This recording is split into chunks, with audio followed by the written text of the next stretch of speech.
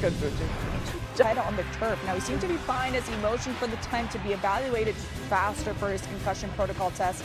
Finished 6 for 12 with 81 yards for the night. Dart spoke about the play after the game. Yeah, I mean, first of all, I just shouldn't have fumbled. Never been taken out of the game for getting there, knocked out of me. So that was the first. But I mean, I quite honestly felt like I could split them when I, saw the open field. So honestly, like in that situation, I didn't feel like I was in too much of a threat to get a big hit on me.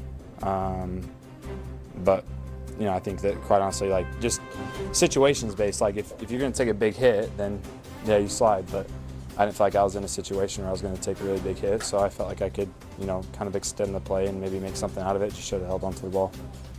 Like I said, I didn't understand why I got took off the field.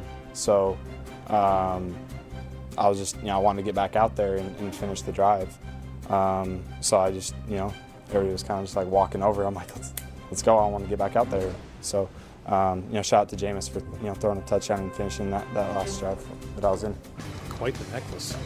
Yes, and he was very frustrated, but he had a rather impressive preseason, totaling nearly 400 passing yards and 3 touchdowns on 68% completion. And although it's preseason, his almost 8 yards per attempt is over a full yard better than when Giants quarterback posted during last season. So he was giving Jameis Winston his flowers, and he was feeding him the W's. Yeah. Wheaties. Yeah. Jaxson, Always right. First career start, early first against the turf. He wasn't sure why he had to leave.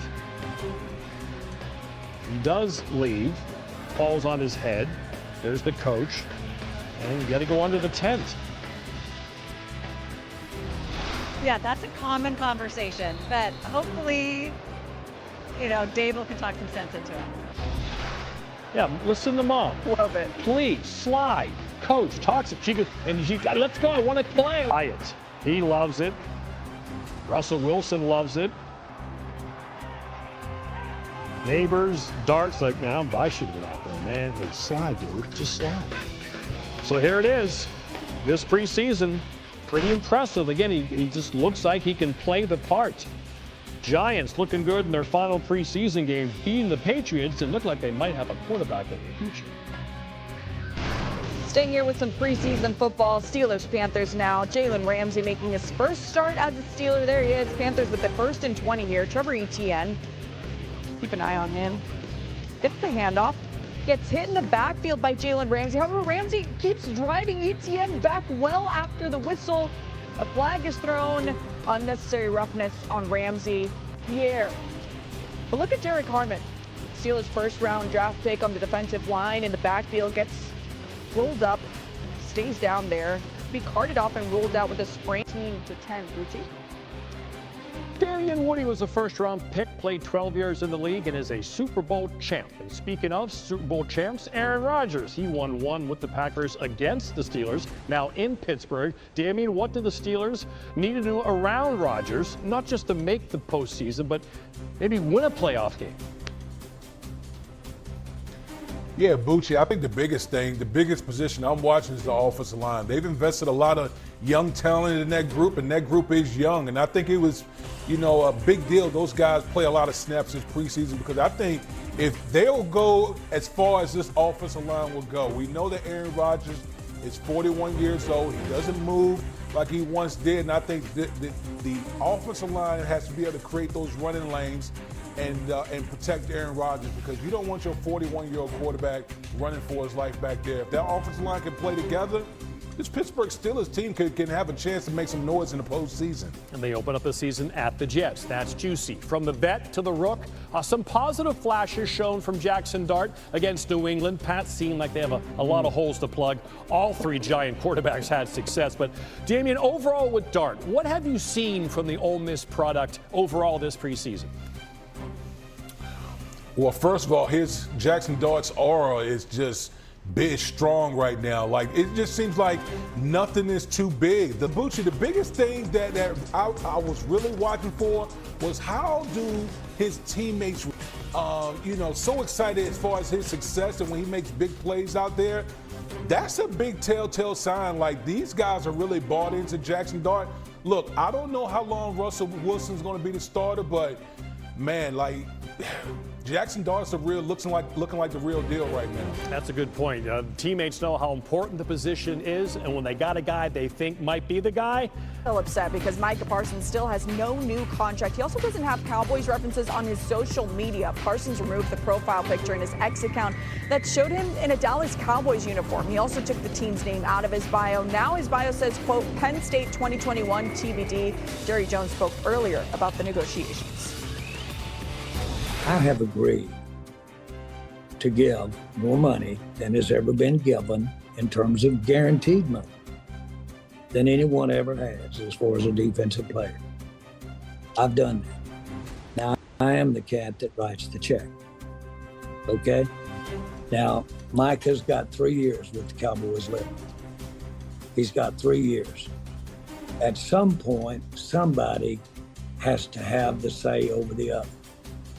When we wanted to send the details to the agent told us to stick it up our ass. Wait, now, see, I was just so you're clear. Wait. What do you mean? So wait, what do you mean? Because people are going to ask. Mike and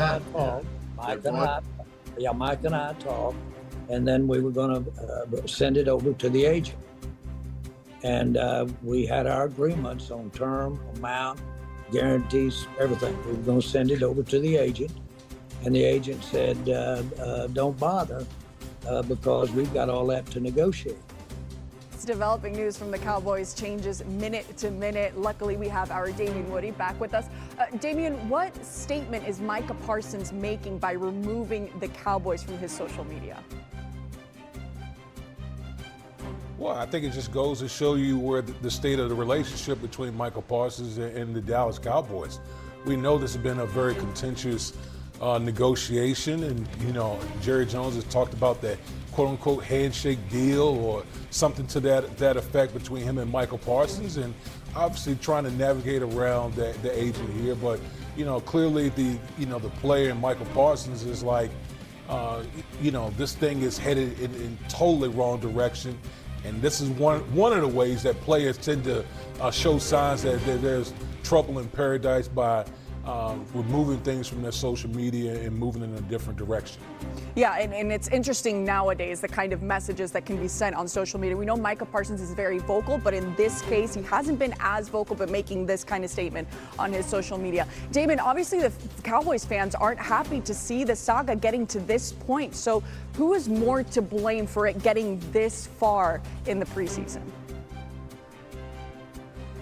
Yeah, for me, it's Jerry Jones. Like, this should be an easy negotiation. You're talking about a guy who's 25, 26 years old, and that's entering the prime of his career, one of the best players that we have in the National Football League. All you got to do is look at the highest paid players at his position and add $1 to that. Like, this thing should not be a big deal.